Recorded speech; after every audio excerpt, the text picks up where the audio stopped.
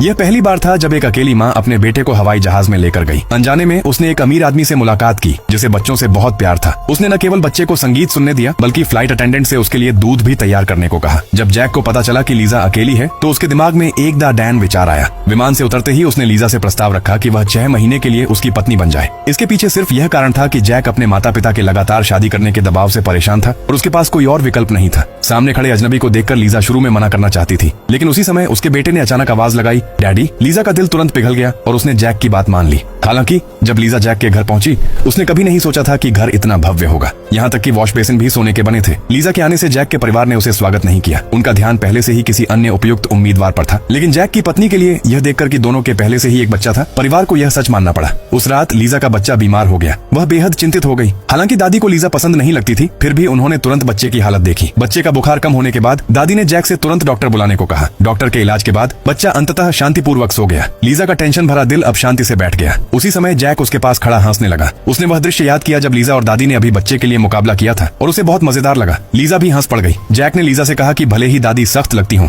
लेकिन वे वास्तव में बच्चों से बहुत प्यार करती हैं। कुछ दिनों के साथ परिवार का हर सदस्य लीजा के बच्चे के प्रति प्यार महसूस करने लगा। वे पूरे दिन बच्चे को गोद में रखते और उसे नीचे नहीं रख सकते थे। वे बच्चे का नाम रखने की चर्चा कर रहे थे। दूसरी ओर अभी अभी उठी हुई लीजा ने अचानक देखा कि बच्चा गायब है। उसने जैक को झटका देकर जगाया और नीचे बच्चे को ढूंढने गई। जब उसने देखा कि उसका बच्चा जैक की छोटी बहन के हाथों में है और खेल रहा है तो लीजा खुशी से बेटे का नाम पुकारी, सेलीन। लेकिन उसने कभी नहीं सोचा था कि जब पूरा परिवार बच्चे का नाम सुनेगा तो सभी तुरंत स्थिर हो गए।